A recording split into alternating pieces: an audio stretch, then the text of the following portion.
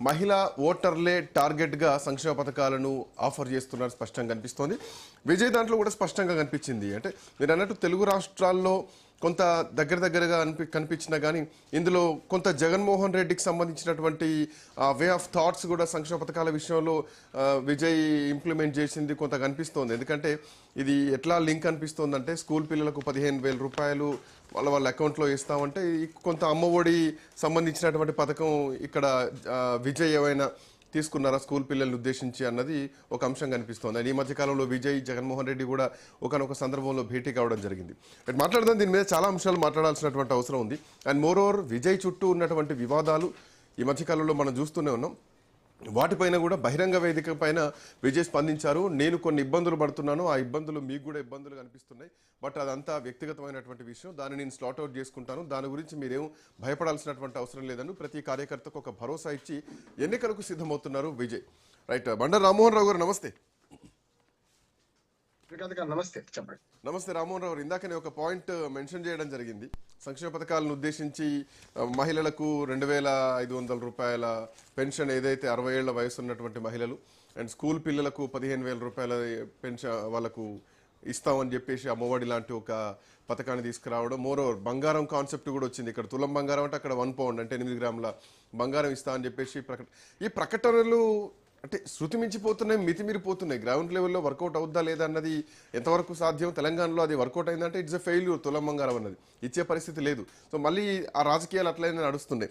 Moreover ఈ విజయ్ ఈ మేనిఫెస్టోని ఎట్లా చూడొచ్చు ప్రస్తుతానికి అర్రవ పాలిటిక్స్లో? శ్రీకాంత్ గారు, మీకు అట్లాగే రాజ్ న్యూస్ ప్రేక్షకులు నమస్కారం. అనుచిత ఉచితాలకు మొట్టమొదటి అద్దె పోసింది తమిళనాడు. అక్కడికి వచ్చింది, చుట్టూ తిరిగి భూమి గుండ్రంగా ఉందన్నట్టు మరి తమిళనాడుకే వచ్చాము. చాలా చాలా పథకాలు అంటే జయలలిత కాలంలో, ఎన్జి రామచంద్రన్ గారి కాలంలో, అంతకుముందు కామరాజు నడారి నుంచి మొదలుపెట్టి ముఖ్యంగా కరుణానిధి, రామచంద్ర, అలాగే మనకు జయలలిత కాలంలో ఈ ₹2 కిలో బియ్యం ఎన్జి రామచంద్రన్ గారి కాలంలో మొదలైంది. కామరాజు నాడారే కొంతమంది పెట్టారు.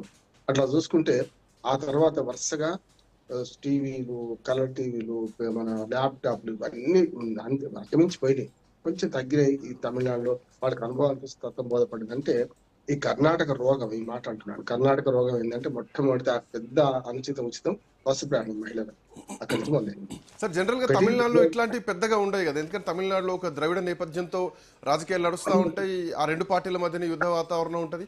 అక్కడ వరకే చూస్తాం, అది కూడా ఒక ఎమోషనల్ ఓటింగ్ జరుగుతూ ఉంటుంది. ప్రతిసారి ఒక సెంటిమెంట్ ఓట్ నడుస్తూ ఉంటుంది. బట్ ఇది ఎంత కమర్షియల్ అయినట్టు కనిపిస్తుంది ఈసారి.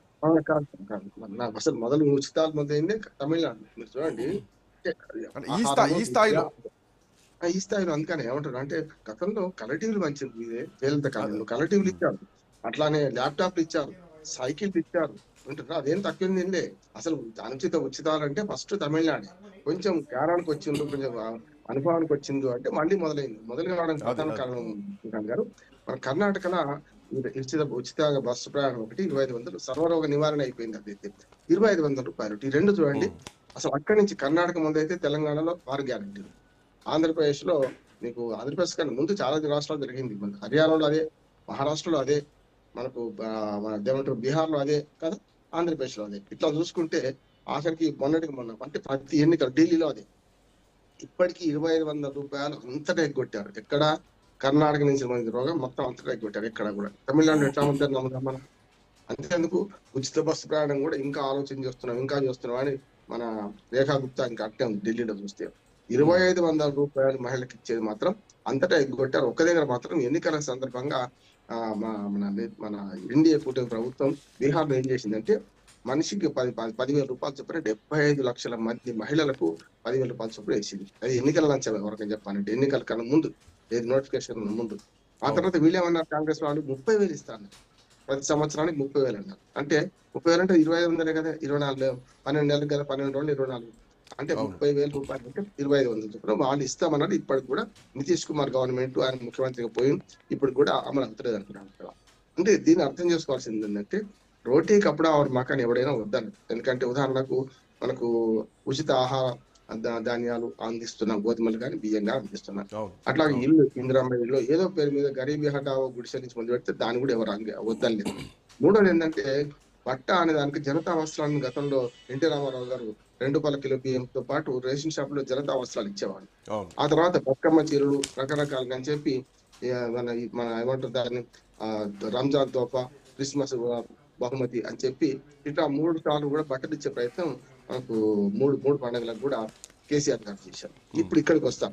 తమిళనాడులో అందరు విఫలమే. అంటే ఒక రకంగా చెప్పాలంటే 2 డిఎంకే అన్నాడీఎంకే పార్టీ కొట్లాడుతున్న సందర్భంలో విజయ్ మరొక్క పవన్ కళ్యాణ్ గుర్తు చేస్తున్నాడు అంటున్నాను నేను.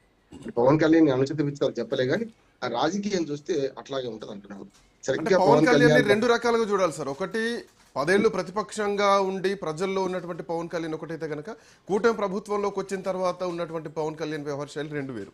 సో ఇప్పుడు మీరు సరిగ్గా అనేటువంటి అదే పవన్ కళ్యాణ్ ని ఎట్లా కంపేర్ చేస్తున్నారు? చెప్తా. ఒకటి ఆయన కుటుంబ కలహాలు అవి అట్లా ఉన్నాయి. అట్లాగే చాలా మాట్లాడి డిఎంకే గురించి అడ్డగోలు మాట్లాడండి ఎవరు ఇది విజయ్. అంతకుముందు అవును. మన కాంగ్రెస్ వాళ్ళని గోచిలు విపదీసి కొడతా అని ప్రజారాజ్యం పెట్టినప్పుడు పవన్ కళ్యాణ్ కూడా ఇట్లా అన్నాడు కదా, అవును. చూసాం మనం. గోచిలు విపదీసి కొడతా అన్నాడు కాంగ్రెస్ వాళ్ళని కదా. అట్లానే ఆ తర్వాత ఆయన ప్రస్థానం అంతా చూస్తే ఒక సినిమా యాక్టర్ గా ఆయన మొదటిసారి ఏది మోడీ చంద్రబాబు నాయుడు మధ్యన అప్పుడు పోటీ చేయలేదు 2014 కదా. ఇప్పుడు ఈయన అవును. పార్టీ బయట కూడా 2 ఏళ్ళు అవుతున్నది. ఈయన కూడా పోటీ చేయకుండా ఉండి ఇప్పుడు అవకాశం వచ్చినప్పుడు చూస్తున్నాడు. రెండోది ఏంటంటే ఇద్దరిని విమర్శిస్తున్నాడు. పవన్ కళ్యాణ్ కూడా అప్పుడేమో మోడీతో వాళ్ళు కలిశారు కానీ ఆ తర్వాత చూసుకుంటే 10 ఏళ్ల రాజకీయాల్లో కలిసి ఉంటే కలత సుఖం సినిమా చూసిండు పవన్ కళ్యాణ్, విడిపోతే చెడిపోతాం సినిమా చూసి 2 సార్లు ఓడిపోయిండు, మూడోసారి. అంటే అంత అనుభవానికి వచ్చేదాకా ఈయన రాడని. పవన్ కళ్యాణ్ కనుక ఇంత పరిణతి చెందిండు ఆ రకంగా చెందితే తప్ప ఈయన కూడా రాడని నేను అంటున్నాను. అందుకని పోలిక అట్లా అంటున్నాను నేను. ఒకటి కుటుంబ కలహాలలో ఇప్పుడు భార్య విడాకులు అంటుంది కదా, అంతకు